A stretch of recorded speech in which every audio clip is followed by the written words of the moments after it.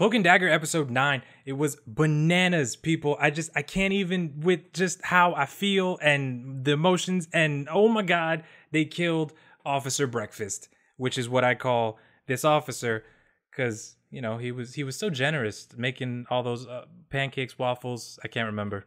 And they killed him. And on top of that, they put him in they put him in the fridge?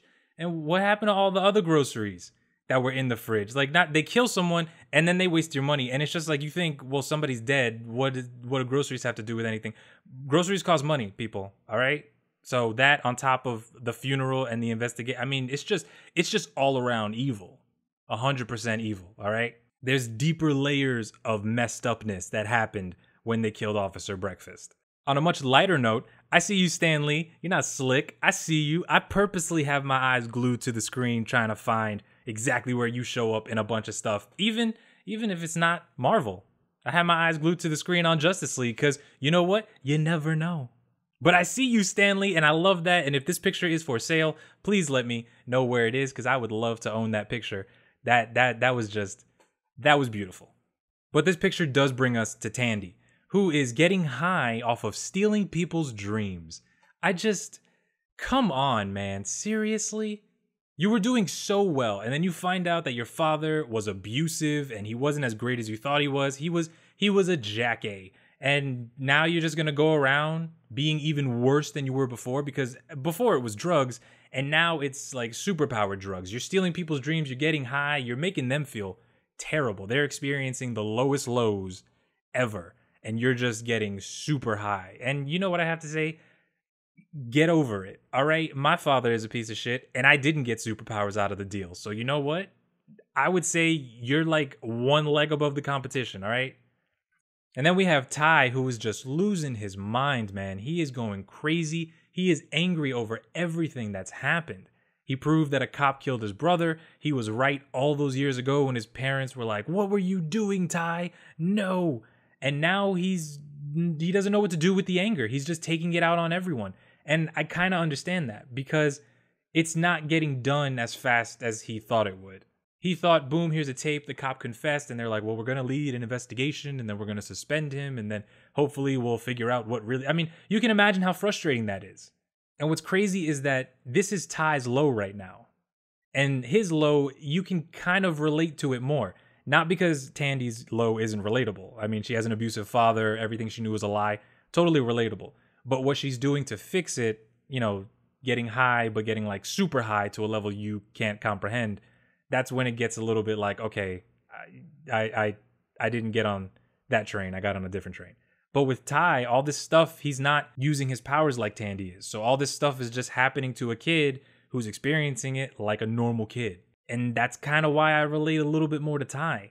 Either way, regardless of the way that they're trying to deal with their problems, this episode was just two characters hitting their lowest points. It was just the worst of the worst, a culmination of everything that they've been trying to just get done. Ty trying to prove his brother was murdered, Tandy trying to prove the explosion wasn't her father's fault, and now they're just stuck in this place that they didn't think they would get to. They didn't expect it to turn out like this. They thought they could solve it, boom, happy ending, and that's not what happened.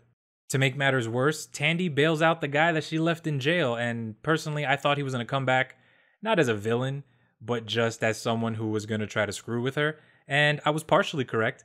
She steals his dreams, and then he steals her money, which was apparently a lot of money. So I don't know how to feel, because she stole his dreams, which could have led to him wanting to steal her money. What else was he going to do? And then she tries to take the dreams of Ty's friend. Who else was just like, what? She could see you? Oh my God, that's crazy. It's like when you watch those movies and they can see the ghost and you didn't know they could see the ghost. And you're just like, what? You can see me? That's crazy. What? Adventure Time. Like that blew my mind when she could do that. And I'm not 100% surprised because she's been more in tune with different aspects of this show than other people. But I was just so surprised. She was like, you're not taking my dreams today, devil. No. And then she just pushed her out with no powers. That's impressive.